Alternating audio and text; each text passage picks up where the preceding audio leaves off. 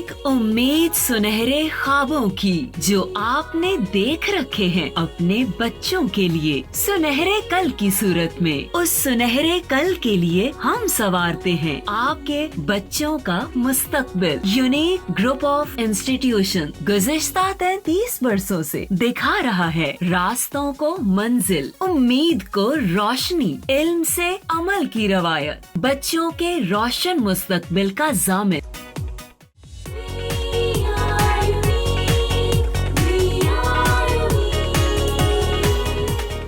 बिस्मिल्लाहिर्रहमानिर्रहीम। My name is Sobia Amin. 9th class के online lecture series के बेटा नेक्स्ट लेक्चर के साथ आज हमारा लेक्चर नंबर है 36, जो कि चैप्टर नंबर 3 से रिलेटेड हम टॉपिक पढ़ रहे थे फ्रिक्शन, उसी से नेक्स्ट जो है वो टॉपिक है।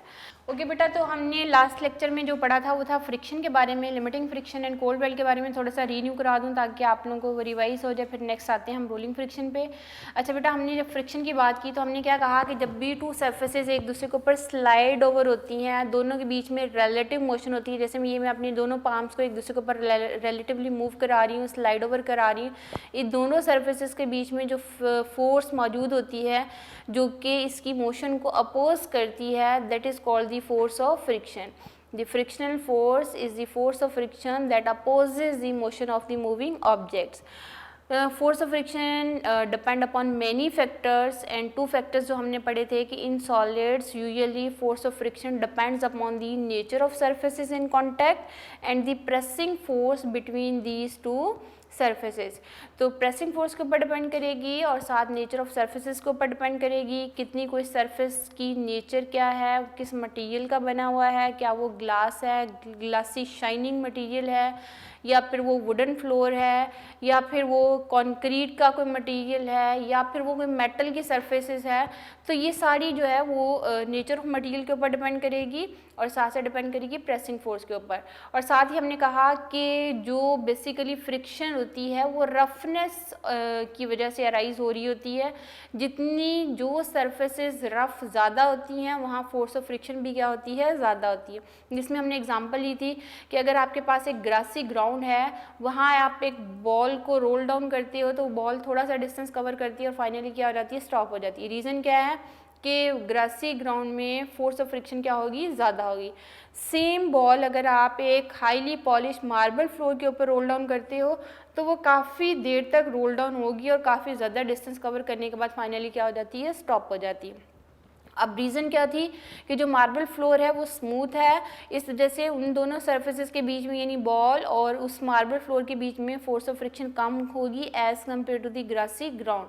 तो जो जितनी सरफेस रफ ज़्यादा होगी वहाँ फोर्स ऑफ फ्रिक्शन भी क्या होगी, ज़्यादा होगी।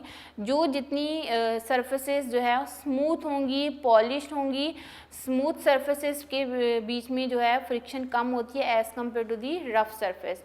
उसके बाद हमने कहा कि कोई भी सरफेस अगर हम उसको माइक्रोस्कोपिकली देखते हैं तो कोई भी सरफेस परफेक्टली स्मूथ नहीं होती। Every surface has pits and bumps, और वो पिट्स एंड बम्प्स जो हैं हमें आम आंख से नज़र नहीं आते, लेकिन हम उसको माइक्रोस्कोपिकली देखते हैं तो वहाँ पिट्स एंड बम्प्स होती हैं। एक सरफेस में भी पिट्स एंड बम्प्स होंगे, दूसरी सरफेस में पिट्स एंड बम्प्स होते हैं। जब वो पिट्स एंड बम्प्स एक दूसरे के ऊपर रिलेटिव मोशन शो करते हैं तो बहुत सारी जगहों पे वो एक दूसरे के साथ एक वेल्ड शो करते हैं, यानी एक लॉक बना लेते हैं। जो इंटरलॉक बन जाता है उसको हम क्या बोलते हैं, कोल्ड वेल्ड बोलते हैं। और ये कोल्ड वेल्ड जो है बेटा ये बेसिकली फोर्स ऑफ फ्रिक्शन की जो है रिलेटिव मोशन को अपोज कर रहे होते हैं और यहाँ से फ्रिक्शन फोर्स जो है वो अराइज होती है। जितनी किसी भी सरफेस के ऊपर हम प्रेसिंग फोर्स की वैल्यू बढ़ाते जाएंगे, यानी उसका वेट ज़्यादा होता जाएगा, प्रेसिंग फोर्स की वैल्यू ज़्यादा होती जाएगी, तो वहाँ फोर्स ऑफ फ्रिक्शन की वैल्यू भी क्या होगी, ज़्यादा होगी। अच्छा, जितनी हम अप्लाई फोर्स करते हैं फोर्स ऑफ फ्रिक्शन उसके ऑपोजिट डायरेक्शन में एक्ट होती है। अप्लाइड फोर्स की वैल्यू ज़्यादा होगी तो फोर्स ऑफ फ्रिक्शन की वैल्यू भी ज़्यादा हो जाएगी, और इसके साथ साथ अगर ऑब्जेक्ट का वेट प्रेसिंग फोर्स ज़्यादा होगी तो नॉर्मल रिएक्शन भी ज़्यादा होगा और वहाँ से फोर्स ऑफ फ्रिक्शन की वैल्यू भी क्या हो जाती है, ज़्यादा हो जाती है।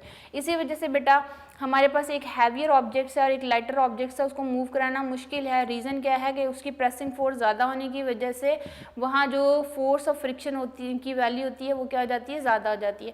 जो लाइटर सर्फेसेस हैं उसका वेट कम है, प्रेसिंग फोर्स कम है, प्रेसिंग फोर्स के कम होने की वजह से उनकी जो सरफेस के बीच में फोर्स ऑफ फ्रिक्शन फ्रिक्शन मौजूद होगी उसकी वैल्यू क्या हो जाती है, कम हो जाती है। तो प्रेसिंग फोर्स के बढ़ाने से फोर्स ऑफ फ्रिक्शन की वैल्यू क्या हो जाती है, ज़्यादा हो जाती है, और प्रेसिंग फोर्स के कम करने से फोर्स ऑफ फ्रिक्शन की वैल्यू क्या हो जाती है, कम हो जाती है। फिर हमने पढ़ा था लिमिटिंग फ्रिक्शन के बारे में। बेटा लिमिटिंग फ्रिक्शन क्या होती है, फोर्स ऑफ फ्रिक्शन की जो मैक्सिमम वैल्यू होती है that is called the limiting friction. और लिमिटिंग फ्रिक्शन भी जो डिपेंड करती है बेटा वो किस चीज़ के ऊपर डिपेंड कर रही होती है, that is the pressing force and the nature of surfaces के ऊपर डिपेंड कर रही होती है। साथ साथ बेटा हमने पढ़ा था कोफिशिएंट ऑफ फ्रिक्शन। और कोफिशिएंट ऑफ फ्रिक्शन क्या होता है, ये रेशियो है बेटा, basically coefficient of friction constant of proportionality होता है, और ये force of limiting friction and normal reaction के बीच में क्या होती है, एक रेशियो होती है, जो कि मैंने उस दिन लास्ट लेक्चर में डायग्राम ड्रॉ करके भी आप लोगों को बता दी थी बात। फिर से देख लीजिए, इसको रिन्यू कर लीजिए बेटा। ये हॉरिजॉन्टल स्मूथ सरफेस है, ये एक ब्लॉक है, अप्लाइड फोर्स इस डायरेक्शन में हमने अप्लाई की, फोर्स ऑफ फ्रिक्शन जो है इसके ऑपोजिट डायरेक्शन में एक्ट होगी, वेट डाउनवर्ड है, इसका रिएक्शन क्या है, अपवर्ड है, और reaction will be equal to weight, और वेट किसके इक्वल होगा, mg के इक्वल। एक्सपेरिमेंटली बेटा ये चीज़ ऑब्जर्व की गई है, जो फोर्स ऑफ फ्रिक्शन है that is directly proportional to normal reaction. यानी नॉर्मल रिएक्शन का मतलब क्या होगा कि वेट ज़्यादा है तो नॉर्मल रिएक्शन भी क्या होगा, ज़्यादा होगा। तो force of friction Fs is directly proportional to normal reaction, और यहाँ से फोर्स ऑफ फ्रिक्शन की वैल्यू निकालेंगे तो इक्वल एंड कांस्टेंट, और कांस्टेंट यहाँ क्या था बेटा, mu is called the coefficient of friction, और यहाँ से कोफिशिएंट ऑफ फ्रिक्शन की वैल्यू निकालोगे तो Fs डिवाइडेड बाय R आएगा। तो इसी से हम बोलते हैं what is the Fs, basically Fs क्या है बेटा, mu is equal to Fs divided by R। Fs क्या है आपके पास, लिमिटिंग फ्रिक्शन, लिमिटिंग फ्रिक्शन जो मैक्सिमम वैल्यू फ्रिक्शन होती है वो लिमिटिंग फ्रिक्शन कहलाती है बेटा। R क्या है, नॉर्मल रिएक्शन, नॉर्मल रिएक्शन। और यहाँ पे बेटा अगर आपने Fs की वैल्यू निकालनी है, Fs किसके इक्वल होगा, क्रॉस मल्टीप्लिकेशन कर दें तो म्यू R के इक्वल होगा, और R किसके इक्वल है बेटा, R is equal to weight, और वेट किसके इक्वल होता है, mg के इक्वल। तो यहाँ हमने क्या कहा था, Fs is equal to mu mg, and what is the mu, coefficient of friction, coefficient of friction. और साथ ही हमने बात की थी जो कोफिशिएंट ऑफ फ्रिक्शन होता है बेटा वो डिफरेंट मटेरियल्स के लिए डिफरेंट होता है। उस मटेरियल के लिए ये वैल्यू क्या रहती है, कांस्टेंट रहती है, लेकिन मटेरियल की नेचर चेंज हो जाएगी तो म्यू की वैल्यू, कोफिशिएंट ऑफ फ्रिक्शन की वैल्यू भी क्या हो जाएगी, चेंज हो जाएगी। यहाँ तक आप लोगों को लास्ट लेक्चर में चीज़ें बता दी गई थी। इसके साथ साथ हमने बात की थी कि बेटा coefficient of friction has no unit because it is the ratio between two similar quantities. हमें फ्रिक्शन की ज़रूरत पड़ती है बेटा, आपने बाइसाइकिल मूव करानी है या स्टॉप करानी है, दोनों केसेस में फोर्स ऑफ फ्रिक्शन की ज़रूरत पड़ेगी। यानी इस यूनिवर्स में फोर्स ऑफ फ्रिक्शन के बगैर जो है एग्जिस्टेंस नहीं हो सकती। चीज़ें जो है अपनी अगर रेस्ट पे हैं तो वो मूव नहीं कर सकेंगी, और अगर मोशन में है तो वो रेस्ट पे नहीं आ सकेंगी। ये सिर्फ जो है सारी चीज़ें पॉसिबल हैं, हर चीज़ जो है अपनी मोशन को अगर जारी रखे हुए है या वो अपने आप को स्टॉप करने की पोजीशन में है, तो दोनों केसेस में है फोर्स ऑफ फ्रिक्शन नीडेड होती है। आप यहाँ पे खड़े हो तो तब भी फोर्स ऑफ फ्रिक्शन की ज़रूरत पड़ती है, आपने इस ग्राउंड के ऊपर वॉक करना है तब भी फोर्स ऑफ फ्रिक्शन की ज़रूरत पड़ेगी। आप किसी बेंच पे बैठे हुए हो, फोर्स ऑफ फ्रिक्शन मौजूद है तो आप वहाँ पे बैठे, अगर अदरवाइज आप वहाँ बार बार क्या होते हैं, स्लिप होते हैं। तो फोर्स ऑफ फ्रिक्शन अगर एग्जिस्ट ना करती तो यूनिवर्स भी एग्जिस्ट ना करती। तो बहुत सारे ऐसे केसेस हैं जहाँ हमें फोर्स ऑफ फ्रिक्शन की ज़रूरत पड़ती है, वो भी हम अपने इंशाल्लाह लेक्चर में पढ़ेंगे। आज हमारा टॉपिक है बेटा rolling friction. Rolling friction and sliding friction में क्या फ़र्क है बेटा, कि स्लाइडिंग फ्रिक्शन में दो सरफेसेस इन कांटेक्ट जो होती है ना उनकी रिलेटिव मोशन होती है। जैसे ये एक सरफेस है, इसके ऊपर एक ये सरफेस मैंने स्लाइड ओवर कराई, ये इसका कांटेक्ट एरिया है बेटा, इसको हमने इसके ऊपर स्लाइड ओवर कराया है, इस डायरेक्शन में इसकी वेलोसिटी है, तो वेलोसिटी के ऑपोजिट डायरेक्शन में क्या चीज़ क्रिएट होती है बेटा, फोर्स ऑफ फ्रिक्शन क्रिएट होती है। तो इन दोनों सरफेसेस के बीच में एक रिलेटिव मोशन है। रिलेटिव मोशन के दौरान जो फोर्स होगी that is called the force,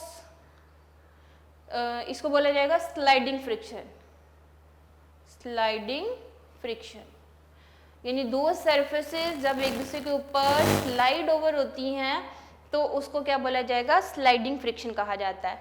ठीक है, अब अगर बेटा आपके पास है एक हॉरिजॉन्टल सरफेस, जिसको हम यूजुअली ज़मीन या फ्लोर कह देते हैं। इसके ऊपर ये एक व्हील है और व्हील के बीच में और इसके बीच में हॉरिजॉन्टल सरफेस के बीच में जो फ्रिक्शन मौजूद होगी that is called the rolling friction. Rolling friction. अच्छा बेटा, लास्ट लेक्चर में मैंने एक बात की थी कि static friction and kinetic friction की बात जब की थी, जो लिमिटिंग फ्रिक्शन है बेसिकली वो स्टैटिक फ्रिक्शन से ही रिलेट करती है, यानी बॉडी में किसी किस्म की मोशन क्रिएट नहीं होती लेकिन फ्रिक्शन मौजूद होगी तो वहाँ पे जो फ्रिक्शनल फोर्सेस होती हैं उसको यूजुअली बोला जाता है स्टैटिक फ्रिक्शन। और उस स्टैटिक फ्रिक्शन की जो मैक्सिमम वैल्यू होती है that is called the limiting friction. लेकिन sliding friction and rolling friction basically kind of जो है वो काइनेटिक फ्रिक्शन है। काइनेटिक का मतलब होता है मोशन। तो kinetic friction and static friction में क्या फ़र्क था बेटा? स्टैटिक फ्रिक्शन में ऑब्जेक्ट रेस्ट के ऊपर था, लेकिन काइनेटिक फ्रिक्शन में ऑब्जेक्ट किस स्टेट में होता है? मोशन में होता है। अब ये दो केसेस हैं, ये है दो ऑब्जेक्ट्स हैं वो स्लाइड हो रहे हैं। यहाँ पे एक ऑब्जेक्ट इस हॉरिजॉन्टल सरफेस के ऊपर क्या हो रहा है? रोल डाउन हो रहा है। एक हॉरिजॉन्टल स्मूथ सरफेस है, दूसरी ऑब्जेक्ट इसके ऊपर रोल डाउन हो रहा है। यहाँ जो फ्रिक्शन मौजूद होगी वो क्या कहलाएगी? रोलिंग फ्रिक्शन कहलाएगी। और जब दो सरफेसेस एक दूसरे के अगेंस्ट रिलेटिव मोशन शो करते हैं तो वहाँ जो फ्रिक्शन मौजूद होगी that is called the sliding friction. तो sliding friction and rolling friction basically kind of kinetic friction है। दोनों केसेस में ऑब्जेक्ट्स जो है वो मोशन में है, ठीक है। उसमें उनकी रिलेटिव मोशन है दोनों सरफेसेस की। यहाँ पे एक ऑब्जेक्ट जो है वो रोल डाउन हो रहा है दूसरे ऑब्जेक्ट के ऊपर, तो यहाँ जो फ्रिक्शन फोर्स होगी वो क्या कहलाएगी? Rolling friction. तो रोलिंग फ्रिक्शन में एक ऑब्जेक्ट जो है वो हॉरिजॉन्टल स्मूथ सरफेस है, दूसरा ऑब्जेक्ट जो है वो व्हील की शेप में होगा और वो उसके ऊपर रोल डाउन होता है। अच्छा, अब आप लोगों को पता है बेटा कि इस यूनिवर्स में जो सिंपलेस्ट मशीन जो थी, जब से इंसानी जो है तारीख अगर आप देखो तो उसमें जो सिंपलेस्ट मशीन जो इन्वेंट हुई दैट इज़ दी व्हील। उससे पहले अगर आप लोग अगर पुरानी मूवीज़ अगर देखो तो अक्सर आपने देखा होगा कि लोग जो है एक जो है वुडन ब्लॉक उन्होंने बनाया होता था, उसके ऊपर जो है बादशाह ये किसी के ऊपर बैठा के तो आगे से 2-3 पर्सन उसको जो है वो खींच रहे होते थे, तो वो ब्लॉक उस ज़मीन के ऊपर स्लाइड होता हुआ जाता था, ठीक है। फिर जो है लोगों ने सोचना शुरू किया क्यों ना हम अपनी अप्लाइड फोर्स की वैल्यू को कम कर सकें और चीज़ें ईजीली यहाँ मूव कर सकें, तो फिर इन्वेंशन हुई व्हील की। और व्हील की इन्वेंशन के बाद फिर इन्वेंशंस आप लोग देखें कैसे होती गई, और आज जो है इंसान हवाओं में फिर रहा है, दूसरे प्लैनेट पे जा रहा है, जेट प्लेन बन चुके हैं, रॉकेट इंजन बन चुके हैं, तो ये तो बहुत एडवांस टेक्नोलॉजी आ गई। लेकिन जो सिंपलेस्ट मशीन इंसानी तारीख में इन्वेंट हुई वो थी व्हील। व्हील की इन्वेंशन के बाद फिर फर्दर आप देखें कैसे जो है वो ट्रांसपोर्टेशन में चेंजेस आती गई। जो व्हील की इन्वेंशन अगर आप पुरानी मूवीज़ देखें, हज़रत यूसुफ अलैहिस्सलाम के ज़माने में भी जो मिस्र के बादशाह होते थे तो वहाँ पे उन्होंने कार्ट बनाया होता था। कार्ट में 2 व्हील लगे हुए हैं, फ्रंट पे उन्होंने या तो कोई जो है कैटल उन्होंने साथ बांधा होता था तो वो एक जगह से दूसरी जगह तक मूव करते थे। अगर वो मौजूद नहीं है तो फिर उनके जो खादम होते थे तो वो उस कार्ट को खींचते होते थे और पीछे जो है वो बादशाह या शहजादी या कोई भी जो है उनका रिलेटिव वहाँ बैठ के एक जगह से दूसरी जगह तक मूव करता था और आम पर्सन जो है वो पैदल ही चलते थे। तो ह्यूमन मैनकाइंड में जो सिंपलेस्ट मशीन जो है वो इन्वेंट हुई वो कौन सी थी बेटा? व्हील थी। आफ्टर दी व्हील जो है वो उसमें चेंजेस आती गई। तो ये व्हील का रोल डाउन होना इस सरफेस के ऊपर आसान है। उसकी रीज़न क्या है बेटा? इस सरफेस को देखिए गौर से। इस सरफेस का कॉन्टैक्ट एरिया ये है, ये सारा कॉन्टैक्ट एरिया है। यहाँ बहुत सारे पिट्स एंड बम्प्स होंगे। जो पिट्स एंड बम्प्स हैं वो कोल्ड वेल्ट बना देंगे और कोल्ड वेल्ट की वजह से वो फ्रिक्शन क्या हो जाएगी? ज़्यादा हो जाएगी, ठीक है। यहाँ देखिए बेटा, ये व्हील का ये एक पॉइंट जो है कांटेक्ट है इस सरफेस के साथ, ठीक है। ये मैं सरफेस थोड़ा सा ड्रॉ दोबारा कर दूँ। हॉरिजॉन्टल सरफेस, ये हॉरिजॉन्टल सरफेस है। इस व्हील का कांटेक्ट एरिया जो है इस हॉरिजॉन्टल सरफेस के साथ ये इस एक पॉइंट पे है। मैंने फॉर एग्जांपल इस ए पॉइंट को ए का नाम दिया, यहाँ एक पॉइंट है बी पॉइंट, यहाँ एक पॉइंट मैंने लगा दिया है सी, यानी नाम रख दिया, अज्यूम कीजिए। अच्छा, अब ये व्हील जो है ना बेटा यहाँ से रोल डाउन हो रहा है, इसमें रोटेशन क्रिएट हो रही है। अब जब रोटेशन क्रिएट होगी, अभी ए पॉइंट यहाँ पे है, जब इसमें रोटेशन क्रिएट होगी और ये सरफेस के ऊपर रोल डाउन होगा तो ये बी पॉइंट आगे यहाँ आ जाएगा, यानी नेक्स्ट पोजीशन अगर मैं इसकी दिखाऊँ ना तो ये होगी। ठीक है। ये बी पॉइंट बेटा अब यहाँ आ जाएगा और ए पॉइंट आगे चला जाएगा और सी पॉइंट यहाँ पे आ जाएगा। ये बी पॉइंट आ गया और ये क्या आ गया, सी पॉइंट। इससे नेक्स्ट पोजीशन अगर मैं दिखाऊं बेटा तो आगे ये व्हील और जो है वो रोल डाउन होगा और फिर सी पॉइंट नीचे आ जाएगा और बाकी पॉइंट कहाँ चले जाएंगे, ऊपर चले जाएंगे। अब हर दफ़ा देखिए कि इसका जो कांटेक्ट पॉइंट है ना बेटा इस हॉरिजॉन्टल सरफेस के साथ वो चेंज हो रहा है। हर जो है पॉइंट पे या हर लम्हे समझ लीजिए कि अगर वो व्हील रोल डाउन हो रहा है तो हर लम्हे उसका जो कांटेक्ट पॉइंट है हॉरिजॉन्टल सरफेस के साथ वो चेंज हो रहा है और जो उसका कांटेक्ट एरिया है वो बहुत कम है, very less as compare to the sliding friction. Sliding friction में देखिए यहाँ से लेके यहाँ तक कांटेक्ट एरिया था, इस केस में सिर्फ ये एक पॉइंट टच कर रहा है इस हॉरिजॉन्टल सरफेस को। जब ये व्हील रोल डाउन होगा बेटा तो हर पॉइंट के ऊपर इसकी जो पॉइंट की पोजीशन है वो क्या होती जाएगी, चेंज होती जाएगी। और चेंज होने की वजह से यहाँ दो तरह की मोशन क्रिएट हो रही है बेटा। एक तो व्हील जो है अपने एक्सिस के अक्रॉस रोटेशन जो है वो शो कर रहा है, दूसरा wheel along the direction of motion जो है जिस साइड पे वेलोसिटी इसकी शो की जा रही है, जो लीनियर मोशन को शो कर रहे हैं कि इस डायरेक्शन में ये व्हील रोल डाउन हो रहा है। तो इसमें दो तरह की मोशन है बेटा, एक तो उसकी रोटेशन है और दूसरी क्या है, उसकी लीनियर मोशन है। तो हर पॉइंट के ऊपर बेटा इसका जो कांटेक्ट पॉइंट है वो हर लम्हे हर जो है इवेंट में नेक्स्ट चेंज होता जाएगा, फिर नेक्स्ट चेंज होता जाएगा। तो इन दैट केस यहाँ पे जो फ्रिक्शन मौजूद होती है इन दो पॉइंट्स के बीच में वेरी लेस होती है as compare to the sliding friction. Sliding friction में कांटेक्ट एरिया ज़्यादा है, कांटेक्ट एरिया के ज़्यादा होने की वजह से वहाँ फोर्स ऑफ फ्रिक्शन भी क्या होती है, ज़्यादा होती है। लेकिन जब एक बॉडी रोल डाउन होती है एक हॉरिजॉन्टल सरफेस के ऊपर तो contact point just at one point होता है और दूसरा जो है हर लम्हे उसकी पोजीशन क्या होती जाती है, चेंज होती जाती है, जिसकी वजह से उसके ऊपर जो कोल्ड वेल्ड होते हैं ना बेटा वो रप्चर नहीं होते। तो इन दैट केस वहाँ पे हम ये बोलते हैं कि rolling friction is always less than the sliding friction. Rolling friction बहुत कम होती है as compare to the sliding friction. हम अगर एग्जांपल लेते हैं बेटा, आपका स्कूल बैग है, ठीक है। स्कूल बैग में आजकल जो छोटे बच्चे हैं उनकी तो इतनी ज़्यादा बुक्स और नोट्स प्लस उनकी कॉपीज़ जो हैं वो इतनी ज़्यादा होती हैं कि उनका नेट वेट बहुत ज़्यादा हो जाता है, जो कि उस बच्चे के लिए कैरी करना बहुत मुश्किल होता है। तो अक्सर बच्चे जो है नहीं कैरी होता तो वो यूँ घसीट के जो है वो लेके जा रहे होते हैं। लेकिन अगर आपने उसको उस बैग के नीचे हमने एक ट्रॉली लगा दी है और ट्रॉली के साथ हमने 2 व्हील्स अटैच कर दिए हैं तो फिर क्या होता है कि आप हल्का सा पुश करते हो तो वो ही बैग जो है, जो कि स्लाइड करना उस बच्चे के लिए बहुत मुश्किल था, लेकिन अब उस ट्रॉली के लगाने से उसके साथ 2 व्हील अटैच करने से अब वो स्लाइडिंग फ्रिक्शन किस में चेंज हो गई, रोलिंग फ्रिक्शन में। अब उस बच्चे के लिए उस बैग को एक जगह से दूसरी जगह तक मूव कराना बहुत ईजी हो जाएगा। रीज़न क्या है कि rolling friction is much less than as compare to the sliding friction. इसी तरह अगर हम घरों में एग्जांपल लेते हैं बेटा कि घरों में आपके पास जो है टीवी ट्रॉली होती हैं, सिमिलरली रेफ्रिजरेटर्स के नीचे जो है अक्सर आजकल जितनी आ रही हैं उसके नीचे छोटे से व्हील लगे होते हैं, वॉशिंग मशीन है उसके नीचे व्हील लगे होते हैं। इन चीज़ों को अगर हमने इनकी जगह चेंज करनी है, एक जगह से दूसरी जगह या एक रूम से दूसरे रूम में हमने उनको शिफ्ट करना है, अगर वो व्हील अटैच नहीं होंगे तो कोई सिंगल पर्सन उनको एक रूम से दूसरे रूम तक शिफ्ट नहीं कर सकेगा। रीज़न क्या है, या तो वो घसीट के लेके जाएंगे तो वो नीचे से उनकी सर्फेसेस भी ख़राब होंगी, फर्श भी ख़राब होगा, और सेकेंडली जो है एक जगह से दूसरी जगह तक मूव करना मुश्किल होगा, अप्लाइड फोर्स बहुत ज़्यादा लगानी पड़ेगी।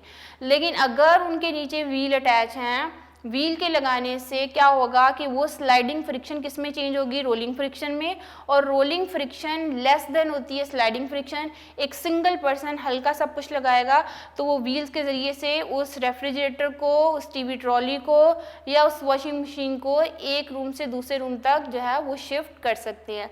अगर व्हील अटैच नहीं है तो शिफ्टिंग क्या होगी, मुश्किल होगी। तो व्हील के अटैच करने से क्या होता है कि स्लाइडिंग फ्रिक्शन को हम चेंज किस में करते हैं, रोलिंग फ्रिक्शन में। अच्छा, एक और एग्जांपल देखी होगी बेटा आपने अपने घरों में ही, देखिए कि किचन के कैबिनेट्स के ड्रॉ होते हैं, उन ड्रॉ के साइडों पे आप देखोगे तो एक रेलिंग होती है, रेलिंग के अंदर जो है मेटल की छोटी छोटी बॉब्स होती हैं। वो छोटी छोटी बॉब्स जो हैं वो बेसिकली बॉल बेरिंग होते हैं। अगर वो बाल बेरिंग उस ड्रॉ में से खुदा न खास्ता निकल के नीचे गिर गए तो फिर वो ही ड्रॉ जो है उसको हम जो है अपनी एक जगह से दूसरी जगह तक स्लाइड करना आप लोगों के लिए बहुत मुश्किल होता है। रीज़न क्या है कि उसके अंदर जो बाल बेरिंग थे वो कहीं गिर गए हैं, तो अब वो ड्रॉ इजीली ना तो वो अंदर की तरफ जा रहा है ना वो बाहर की तरफ आ रहा है, तो उसको स्लाइड करना बहुत मुश्किल हो गया। फिर क्या होता है कि वो मेटल की बॉब्स अगर जो है मौजूद हैं, आप उठा के उसको वापस रखें उसकी अपनी पोजीशन पे, उसके ऊपर ड्रॉ रखें, तो अब क्या होगा कि वो स्लाइड करने की बजाय वो रोल डाउन होंगी। वो मेटल की बॉब को हम यूजुअली बाल बेरिंग बोलते हैं। तो बाल बेरिंग जो है उसके लगाने से जो स्लाइडिंग फ्रिक्शन होती है वो किस में चेंज कर दी जाती है, रोलिंग फ्रिक्शन में, और rolling friction is much less than the sliding friction. तो आप हल्का सा पुश लगाओगे तो वो ड्रॉ जो है वो अंदर की तरफ भी चले जाते हैं, हल्का सा उसको बाहर की तरफ खींचोगे तो वो फौरन से बाहर आ जाते हैं। क्यों? क्योंकि अब वहाँ स्लाइडिंग फ्रिक्शन नहीं है बल्कि कौन सी है, रोलिंग फ्रिक्शन है। इसी तरह बेटा जो फ़ैन की मोटर्स होती हैं उसमें भी बाल बेरिंग यूज़ होती हैं। तो वो बाल बेरिंग क्या करते हैं बेटा कि वो स्लाइडिंग फ्रिक्शन को चेंज किस में करते हैं, रोलिंग फ्रिक्शन में चेंज करते हैं, जिसकी वजह से उनकी मूवमेंट क्या हो जाती है, ईजी हो जाती है। तो बहुत सारी जगहों पे जहाँ पे हमने फ्रिक्शन को कम करना होता है तो वहाँ यूजुअली बाल बेरिंग यूज़ होते हैं, और बाल बेरिंग स्लाइडिंग फ्रिक्शन को किस में चेंज करते हैं, रोलिंग फ्रिक्शन में, और rolling friction is much less, almost 100 times less than होती है बेटा स्लाइडिंग फ्रिक्शन की निस्बत। उसकी रीजनिंग क्या है कि कॉन्टैक्ट एरिया बहुत कम होता है, और दूसरी इसकी रीजनिंग क्या है बेटा कि जो सरफेसेस स्लाइड ओवर होती है बेटा वहाँ की रिलेटिव मोशन नहीं होती, यानी कि एक ऑब्जेक्ट जो है हॉरिजॉन्टल सरफेस के ऊपर रोल डाउन होता है लेकिन उनके बीच में रिलेटिव मोशन नहीं होती। तो इस वजह से हमेशा हम बोलते हैं कि rolling friction is less than the sliding friction. ये था बेटा रोलिंग फ्रिक्शन का कॉन्सेप्ट। और उसके बाद हम बात करेंगे ब्रेकिंग एंड स्किडिंग की। ब्रेकिंग एंड स्किडिंग क्या है? अच्छा, आप लोगों ने बहुत सारे रेसिंग कंपटीशंस ऐसे देखे होते हैं जहाँ स्वीर किस्म के एक्सीडेंट्स हो जाते हैं। रीजनिंग क्या है बेटा, रेसिंग कंपटीशन में जो व्हीकल्स हैं वो फास्ट स्पीड के साथ मूव करती हैं। अच्छा, अगर आप उनकी फॉर्मेशन पे ज़रा थोड़ा सा गौर करें, जो रेसिंग कार्स होती हैं ना बेटा उनकी जो हाइट होती है ना वो आम कार की निस्बत कम रखी जाती है, और उसमें जो ड्राइवर होता है ना बड़ी मुश्किल से अंदर बैठता है और उसका हेड जो होता है ना वो उसकी टॉप के साथ जो है वो टच भी कर रहा होता है। उसकी रीजनिंग क्या है कि जो रेसिंग कार्स होती हैं उसकी हाइट बहुत कम रखी जाती है ताकि वो फास्ट स्पीड के साथ मूव करके एकदम से टर्न भी लेती हैं तो वो अपने आप को स्टेबल कर लेती हैं as compare to the other cars. जितनी किसी भी ऑब्जेक्ट की हाइट कम होती है, उसका सेंटर ऑफ ग्रेविटी कम होता है, तो उसमें स्टेबिलिटी भी ज़्यादा होती है। तो इसी तरह रेसिंग कार में जब ड्राइवर बेटा एकदम से अप्लाई कर देता ब्रेक, तो आपने उन गाड़ियों को स्किड होते हुए भी देखा होगा, स्वीयर एक्सीडेंट होते हुए भी देखा होगा, और सम टाइम ऐसा होता है कि उन गाड़ियों की लीनियर मोशन स्टॉप हो जाती है लेकिन उनकी रोटेशन, व्हील की रोटेशन जारी रहती है। तो फिर आपने देखा होगा वो गाड़ियाँ अगले व्हील्स के ऊपर वो यूं रोटेशन शुरू कर देती हैं। ठीक है, ये डिफरेंट टाइप्स हैं बेटा जिसमें ब्रेक किस तरह से अप्लाई हुए, कौन सी मोशन स्टॉप होगी, कौन सी मोशन जारी रही, इन चीज़ों का हम डिस्कस करते हैं बेटा ब्रेकिंग एंड स्किडिंग में। गाड़ी का ड्राइवर ब्रेक अप्लाई करता है, अगर तो ब्रेक अप्लाई की जा रही है स्लोली तो आप देखोगे आफ्टर कवरिंग सम डिस्टेंस गाड़ी फाइनली क्या हो जाएगी, स्टॉप हो जाएगी। लेकिन अगर उसी रोड के ऊपर बारिश हो गई है, बारिश आ गई है रोड एंड टायर के बीच में, यानी रोड एंड टायर के बीच में एक और लेयर आ गई, वो लेयर किसकी है, वाटर की। वाटर की लेयर आने की वजह से फ्रिक्शनल फोर्सेस कम हो जाती हैं। जब वो फ्रिक्शनल फोर्सेस कम हो जाती हैं बेटा तो आप उसी फोर्स के साथ जब ब्रेक अप्लाई करते हो तो अक्सर ये होता है कि गाड़ी स्लिप हो जाती है। गाड़ी स्लिप होके उसके बहुत सारे चांसेस होते हैं अगली गाड़ी के साथ टकराने के। तो इस वजह से कहा क्या जाता है, इंस्ट्रक्शंस क्या होती हैं कि अगर रोड वेट है तो फास्ट स्पीड के साथ मत मूव कीजिए और दूसरी गाड़ी के साथ एक प्रॉपर डिस्टेंस रखिए ताकि ब्रेक अप्लाई करते हुए गाड़ी स्लिप ना हो सके, और अगर खुदा न खास्ता स्लिप हो जाती है तो प्रॉपर डिस्टेंस अवेलेबल हो कि वो गाड़ी क्या हो जाए, स्टॉप हो जाए। अदरवाइज़ अगर वो प्रॉपर डिस्टेंस फ्रंट वाली गाड़ी के साथ मौजूद नहीं है तो बहुत सारे चांसेस होती हैं गाड़ी के स्लिप होके अगली गाड़ी के साथ जो है वो टकरा लेंगे। तो यहाँ पे बेटा जब ब्रेक अप्लाई की जाती है ना तो बेसिकली होता क्या, हमारे पास जो गाड़ी के व्हील की मूवमेंट है ना उसमें वेलोसिटी के कुछ कंपोनेंट्स होते हैं। यहाँ मैंने क्या लिखा बेटा कि the wheel of the moving vehicle has 2 velocity components, यानी जो व्हील है उसके कितने वेलोसिटी कंपोनेंट्स हैं, 2। ये एमसीक्यू भी पूछा जा सकता है कि हाउ मेनी कंपोनेंट्स और velocity components of a wheel while it is moving. दो कंपोनेंट है, कौन कौन से बेटा? Motion of the wheel along the road, यानी ये जो व्हील है ना, फॉर एग्जांपल ये व्हील है, ये है रोड, इस व्हील की रोटेशन होगी along the road. Motion of the wheel along the road है, यानी इस व्हील ने इस डायरेक्शन में मूव भी करना है और रोटेशन भी होनी है। ठीक है, ये दो चीज़ें हैं बेटा, एक रोटेशन है और एक क्या है? Motion of the wheel along the road, यानी इसमें लीनियर मोशन भी होगी और रोटेशन भी होगी।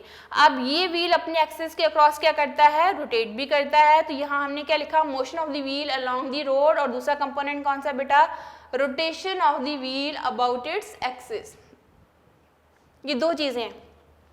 अब व्हील जो है वो रोल डाउन हुआ, रोल डाउन होगा तो आगे आगे मूव भी करेगा और उसकी अपनी रोटेशन भी होगी। जैसे मैंने इस डायग्राम में बात की थी बेटा कि जो उसका कांटेक्ट पॉइंट होता है, हर अगले सेकंड में वो क्या हो जाएगा? चेंज हो जाएगा, और अगले सेकंड से नेक्स्ट सेकंड में फिर से वो क्या हो जाएगा? चेंज हो जाएगा। ए पॉइंट अगर पहले इन कांटेक्ट था तो फिर बी पॉइंट आ जाएगा, बी पॉइंट इन कांटेक्ट है तो फिर क्या हो जाएगा? सी पॉइंट आ जाएगा, फिर अगला पॉइंट आ जाएगा। तो हर दफ़ा उसका जो कांटेक्ट पॉइंट होता है वो क्या होता जाता है? चेंज होता जाता है, और वो व्हील जो है रोटेट करने के साथ साथ उसकी अगेंस्ट दी रोड जो है वो लीनियर मोशन भी होती है। लेकिन अगर रोड वेट हो तो फिर जो है इंस्ट्रक्शंस होती हैं कि स्लो स्पीड के साथ मूव कीजिए या फिर स्ट्रांगली ब्रेक अप्लाई मत कीजिए, स्लोली ब्रेक अप्लाई कीजिए, ताकि जो है वो इजीली गाड़ी स्टॉप हो सके और एक्सीडेंट की चांसेस कम हो। अच्छा, ये होता है बेटा कि समटाइम ऐसे होता है कि गाड़ी के ड्राइवर ने ब्रेक अप्लाई की, उसकी फ़ौरन से लीनियर मोशन स्टॉप हो गई, लेकिन रोटेशन क्या रही? जारी रही। और समटाइम क्या होता है बेटा कि रोटेशन फ़ौरन स्टॉप हो जाती है, लेकिन ड्यू टू इनर्शिया उसकी लीनियर मोशन क्या रहती है? जारी रहती है। जब उसकी लीनियर मोशन जारी रही और वो अगली गाड़ी के साथ जाके टकरा गया, या वो गाड़ी बहुत ज़्यादा जो है वो स्लिप हो गई, लेकिन उसकी व्हील की रोटेशन क्या होगी? स्टॉप होगी, तो ये क्या कहलाती है बेटा? स्किडिंग कहलाती है। यानी गाड़ी जो है वो स्किड करके आगे चलेगी, उसकी रोटेशन स्टॉप हो गई। वो अक्सर क्या होता है कि गाड़ी का ड्राइवर ने स्ट्रांगली ब्रेक अप्लाई कर दी, फ़ौरन फास्ट स्पीड के साथ मूव कर रहा था, स्ट्रांगली ब्रेक अप्लाई की, स्ट्रांगली ब्रेक अप्लाई की जाती है ना, तो बेटा रोटेशन फ़ौरन से क्या हो गई? स्टॉप हो गई, व्हील की रोटेशन स्टॉप हो गई। लेकिन ड्यू टू इनर्शिया बॉडी की स्टेट में थी, मोशन में थी, और ड्यू टू इनर्शिया वो मोशन में रहने की कोशिश करेगी, और बॉडी ने चूंकि हाई स्पीड अटेन कर ली हुई थी, तो इन दैट केस वो बॉडी जो है, यानी वो कार जो है काफ़ी डिस्टेंस तक क्या हो सकती है? वो स्किड हो सकती है। तो इसलिए रोड के ऊपर ड्राइव करते हुए क्यों इंस्ट्रक्शंस होती हैं? दिस इज़ ए लिमिट, इस लिमिट से आप अपनी गाड़ी की स्पीड को एक्सीड मत कीजिए, क्योंकि जब हम एक्सीड कर लेंगे तो खुदा न खास्ता फ़ौरन से ब्रेक अप्लाई की तो स्किड होने के चांसेस बहुत ज़्यादा हो सकते हैं। तो इन दैट केस एक्सीडेंट के चांसेस भी हो जाते हैं। तो इसकी रीज़न क्या है कि गाड़ी अपना डायरेक्शनल जो है वो लॉस कर चुकी होती है, तो फिर उसको कंट्रोल करना मुश्किल हो जाता है। तो ये थी बेटा ब्रेकिंग एंड स्किडिंग। इसमें अक्सर जो है एज ए लॉन्ग क्वेश्चन या एज ए शॉर्ट क्वेश्चन पूछा जाए तो आपने इसको पॉइंट्स की फॉर्म में लिख लेना। ब्रेकिंग क्या है, स्किडिंग क्या है, क्यों जो है वेट रोड के ऊपर इंस्ट्रक्शंस होती हैं कि स्लो स्पीड के साथ मूव किया जाए। उसकी रीज़न क्या है कि वेट रोड में रोड एंड टायर के बीच में बेटा आ जाता है लिक्विड, और लिक्विड की फ्रिक्शन कम होती है as compare to the solid. जब हम लिक्विड बीच में लेके आते हैं तो फिर ड्राई रोड एंड टायर के बीच में जो कोफिशिएंट ऑफ फ्रिक्शन होता है 1 होता है बेटा, लेकिन वही रोड जब हो जाती है वेट तो वो एकदम से 1 से वैल्यू रिड्यूस होकर 0.2 तक चली जाती है। तो फिर बहुत चांसेस होते हैं गाड़ियों के स्लिप होने के, जिससे स्पीड एक्सीडेंट कॉज हो जाते हैं। तो इसलिए इंस्ट्रक्शंस होती हैं कि वेट सीज़न में गाड़ियों की स्पीड कम रखी जाए और फिर दूसरी गाड़ी के साथ एक प्रॉपर डिस्टेंस रखा जाए, तो तब जो है आप इन एक्सीडेंट से बच सकते हैं। ये बेटा ब्रेकिंग एंड स्किडिंग ये एज ए शॉर्ट पूछ लिया जाता है। और रोलिंग फ्रिक्शन में define rolling friction, why rolling friction is less than the sliding friction, इन चीज़ों के बारे में अक्सर क्वेश्चन आ जाता है। तो रोलिंग फ्रिक्शन की आपने डेफिनेशन लिखनी है। रोलिंग फ्रिक्शन क्या होती है बेटा? It is the force of friction between a rolling body and the surface over which it rolls. मैं यहाँ लिख भी देती हूँ कि what is the rolling friction. Rolling friction की डेफिनेशन क्या है बेटा? It is the force of friction between a, ये आपकी बुक के टॉपिक में नहीं है लेकिन समरी में ये डेफिनेशन मौजूद है, इसको वहाँ से लर्न कर लीजिएगा। Rolling friction is the force of friction rolling friction is the force of friction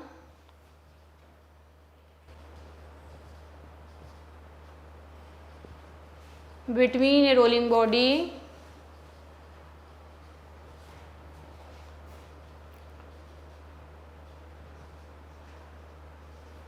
and the surface over which it rolls. Rolling friction is always less than the rolling friction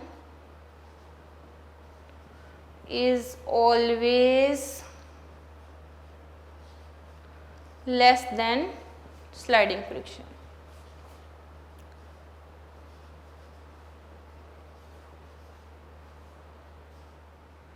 ये बेटा rolling friction की definition है और अक्सर पूछ लिया जाता है why rolling friction is less than sliding friction. तो उसकी दो रीजनिंग लिखनी है बेटा। एक तो contact point between the surface, there is only one contact point between the surface over which it rolls, और दूसरा क्या है इसका point, there is the no relative motion between the two surfaces. ये दो पॉइंट्स अगर आप लिख दोगे तो ये भी आंसर होगा why rolling friction is less than the sliding friction. और अक्सर क्वेश्चन आ जाता है differentiate between sliding friction and rolling friction, ये एक्सरसाइज का क्वेश्चन भी है। तो उसमें आपने डेफिनेशन लिखनी होगी बेटा स्लाइडिंग फ्रिक्शन की और डेफिनेशन लिखनी होगी रोलिंग फ्रिक्शन की। यूजुअली कोशिश किया करें कि आपको बोर्ड के एग्जाम में जितने क्वेश्चन डिफरेंशिएट वाले आते हैं कि हर वो क्वेश्चन जिसमें उन्होंने फॉर एग्जांपल बात की है differentiate between mass and weight, तो आपने बीच में लाइन लगानी है। जैसे ये मैंने लाइन लगाई है बेटा, ये रोलिंग फ्रिक्शन, इस साइड पे क्या लिखा है ब्रेकिंग एंड स्किडिंग। अगर आपको क्वेश्चन आता है differentiate between rolling friction and sliding friction, तो आप दो हेडिंग्स दोगे बेटा, एक साइड पे रोलिंग फ्रिक्शन की हेडिंग दोगे, दूसरी साइड पे स्लाइडिंग फ्रिक्शन की हेडिंग दोगे। इस साइड पे आपने रोलिंग फ्रिक्शन की डेफिनेशन लिख देनी है, इस साइड पे आपने स्लाइडिंग फ्रिक्शन की डेफिनेशन लिख देनी है। दोनों आपके नोट्स की एक्सरसाइज में ये क्वेश्चंस के आंसर मौजूद भी हैं। अगर आप लोगों को प्रॉब्लम हो तो आप अपने नोट्स की एक्सरसाइज देख लीजिएगा, ये एक्सरसाइज का क्वेश्चन भी है। तो रोलिंग फ्रिक्शन की डेफिनेशन मैंने कहा बुक में मौजूद नहीं है, लेकिन बुक की समरी में मौजूद है। डेफिनेशन मैंने लिख भी दी है, नोट भी कर लीजिएगा। Rolling friction is the force of friction between a rolling body and the surface over which it rolls. Rolling friction is always less than the sliding friction. और स्लाइडिंग फ्रिक्शन क्या होती है बेटा, the force of friction between two surfaces that slide over, the friction present between two sliding surfaces, that is called the sliding friction. And in sliding friction the both surfaces has relative motion against each and other, and there is the large contact point between these two surfaces, so that's why sliding friction is always greater than the rolling friction. Rolling friction is less than the sliding friction, but sliding friction is greater than the rolling friction. ये इसका answer हो सकता है, आप इसको लिख लीजिएगा बेटा। और ब्रेकिंग एंड स्किडिंग के ऊपर नोट आ सकता है, इसको बुक से अच्छा सा लर्न करना है। और उसकी रीजनिंग बेटा आप लोगों को मैंने बता दी है। दो तरह के वेलोसिटी कंपोनेंट होते हैं, एक है बेटा motion of the vehicle along the road, यानी रोड की तरफ उसने मूव करना है विद लीनियर मोशन, और दूसरा क्या है that is the rotation of the wheel. Rotation of wheel से भी क्या होता है कि जो गाड़ियों के बेटा व्हील होते हैं ना, अगर आप गौर से देखो तो उनके ऊपर एक डिज़ाइन होता है, हर व्हील के ऊपर एक डिज़ाइन एम्बेडेड होता है। अगर वो डिज़ाइन जो है वो फ्रिक्शन की वजह से एक साल अगर गाड़ी के मूव कर रही है तो उसके टायर जो है वॉर्न आउट हो जाते हैं, यानी उसके ऊपर जो डिज़ाइन है ना वो घिस जाता है, वो ख़राब हो जाते हैं, वो थ्रेडेड जो होते हैं, तो फिर गाड़ी के स्लिप होने के, स्किड होने के चांसेस बहुत ज़्यादा आ जाते हैं। तो क्यों कहा जाता है कि गाड़ियों की मेंटेनेंस बहुत ज़रूरी है। चेक कर लीजिए कि गाड़ियों के टायर्स के ऊपर जो थ्रेडेड हैं, जो डिज़ाइन एम्बेडेड है, अगर वो वॉर्न आउट हो गया है तो गाड़ियों के टायर फ़ौरन से चेंज कीजिए, क्योंकि अगर वो थ्रेडेड जो है वॉर्न आउट हो गए हैं तो फिर रोड एंड टायर के बीच में फोर्स ऑफ फ्रिक्शन कम हो जाती है। जब फोर्स ऑफ फ्रिक्शन कम हो जाती है ना बेटा तो गाड़ियों को स्टॉप करना मुश्किल हो जाता है। तो friction is needed to stop the body and friction is also needed to move the body. ये दोनों चीज़ें जो है वो साथ लेके चलते हैं, तो फिर ही वो बॉडी स्टॉप हो सकती है और बॉडी मूव कर सकती है। तो इसके अगर हम एग्जांपल लेते हैं ना बेटा कि समटाइम ऐसा होता है कि बारिश की वजह से ज़मीन अगर कच्ची है तो कीचड़ हो जाता है, और कीचड़ में लोग बार बार स्लिप क्यों होते हैं, उसकी रीज़न क्या है कि वहाँ फ्रिक्शनल फोर्सेस कम हो जाती हैं। अगर किसी की गाड़ी का टायर किसी मड में कीचड़ में फंस जाए तो आप देखोगे कि वो टायर एक ही जगह पे रोटेशन शो करता है, वो आगे लीनियर मोशन शो नहीं करता। तो उसका बेस्ट मेथड क्या होता है कि आप नीचे कुछ ईंटें या कुछ और जो है ऐसी चीज़ें अगर आपको आसपास मिल रही हैं जिससे फ्रिक्शन अराइज होती है, या फिर और खुश्क मिट्टी या रेत या बजरी ला के उस जगह पे डाली जाएगी, तो फिर वो टायर जो है वो अपनी लीनियर मोशन को शो करता है। तो ये काफ़ी सारी चीज़ें हैं जो कि फ्रिक्शनल फोर्सेस को इंक्रीज़ कर सकती हैं। कुछ चीज़ें ऐसी हैं जिनसे हम फ्रिक्शन फोर्सेस को डिक्रीज़ कर सकते हैं। तो फ्रिक्शनल फोर्सेस सिचुएशन पर डिपेंड करता है बेटा कि हम किस किस्म की सिचुएशन में जो है मौजूद हैं। क्या हमें फ्रिक्शन को कम करने की ज़रूरत है या फ्रिक्शन को ज़्यादा करने की ज़रूरत है। जैसे मैंने अभी सिंपल सी एग्जांपल ली कि अगर आपकी गाड़ी का टायर कीचड़ में फंस गया तो वहाँ फ्रिक्शन को इंक्रीज़ करने की ज़रूरत है। वहाँ फ्रिक्शन को इंक्रीज़ करना है तो कोई बजरी, कोई ईंट, कोई इस तरह की चीज़ें ला के टायर के आगे रखेंगे तो वहाँ फ्रिक्शन फोर्सेस अराइज हो जाएंगी। फ्रिक्शन फोर्सेस के अराइज होने से वो गाड़ी आगे की तरफ मूव करेगी। अक्सर आपने देखा होगा कि स्नोफॉल के सीज़न में रोड एंड टायर के बीच में स्नो की लेयर आ जाती है, जिससे जो है वो स्नो मेल्ट हो रही होती है, तो वाटर की लेयर भी बीच में आ जाती है, तो गाड़ी में बहुत ज़्यादा स्लिप होती हैं। ठीक है, तो अक्सर आपने देखा होगा गाड़ियों के ऊपर उन्होंने एक जो है मेटालिक जंजीर चढ़ाई होती है। वो क्या करती है कि वो ग्रिप जो है वो बढ़ाती है रोड एंड टायर के बीच में। वो ग्रिप के बढ़ने से फोर्स ऑफ फ्रिक्शन भी बढ़ रही होती है। जो force of friction basically vehicles के केस में हम बात करते हैं तो बेसिकली ग्रिपिंग फोर्स होती है। तो वो ग्रिपिंग फोर्स के इंक्रीज़ होने से वो गाड़ी फिर वहाँ स्लिप नहीं होगी, बल्कि वो आगे की तरफ अपनी अलोंग दी रोड जो है वो मोशन शो करेगी। ये कुछ चीज़ें हैं बेटा कि हमने अगर वॉक करना है तो फ्रिक्शन की ज़रूरत पड़ती है, हमने अगर स्टॉप करना है तो फ्रिक्शन की ज़रूरत पड़ती है, और वेट रोड के बीच में और टायर के बीच में फ्रिक्शन कम होती है as compare to the dry road. तो इन चीज़ों को आपने साथ साथ जो है वो लर्न करना है। इनसे जो है क्वेश्चन बहुत सारे राइज होते हैं। How does we can stop a body, how can we move a body, for does there is the frictional force needed और नॉट। इस तरह के क्वेश्चंस अगर आपसे पूछे जाते हैं तो आंसर येस में होना चाहिए। Yes, force of friction is needed to move a body and force of friction is needed to stop a body. आप यहाँ पे खड़े हैं, फोर्स ऑफ फ्रिक्शन की ज़रूरत पड़ेगी। आपने यहाँ से आगे की तरफ मूव करना है तो फोर्स ऑफ फ्रिक्शन की ज़रूरत पड़ेगी। ठीक है, आप अगर देखो बेटा जो एथलीट्स होते हैं, एथलीट्स ने अगर 100 मीटर या 500 मीटर की रेसिंग कंपटीशन में हिस्सा लिया हुआ है तो अगर आप उनके जॉगर्स देखो तो उन जॉगर्स के नीचे स्पेसिफिक डिज़ाइन एम्बेडेड होता है जो कि उनकी ग्रिप उस ग्राउंड के साथ स्ट्रॉन्ग करता है। अगर वो शूज़ नहीं पहनेंगे तो अक्सर उसमें से वो एथलीट्स जो हैं वो स्लिप होके गिर सकते हैं। तो अगर उन्होंने रेसिंग कंपटीशन में हिस्सा लिया है तो उनको स्पेसिफिक एथलीट शूज़ ही पहनने पड़ेंगे अगर उन्होंने उस रेस को विन करना है। अगर वो शूज़ नहीं पहनेंगे तो उनकी ग्रिप ग्राउंड के साथ वीक हो जाएगी। ग्रिप के ग्राउंड के साथ वीक होने से उनके गिरने के, उनके स्लिप होने के चांसेस ज़्यादा हो जाते हैं। तो वो एथलीट शूज़ जो पहनते हैं वहाँ डिज़ाइन एम्बेडेड होता है, ग्राउंड के साथ ग्रिप ज़्यादा होने की वजह से वो रेसिंग कंपटीशन को इजीली विन कर सकते हैं। ठीक है, तो अगर आप एक और एग्जांपल लें बेटा तो आपने देखा होगा कि अगर आपके शूज़ बहुत ज़्यादा पुराने हो गए हैं तो उनका नीचे जो डिज़ाइन, सोल के ऊपर जो डिज़ाइन एम्बेडेड होता है ना, वो वक्त के साथ साथ फ्रिक्शन फोर्सेस की वजह से वो घिस जाता है, वो सोल प्लेन होना शुरू हो जाता है।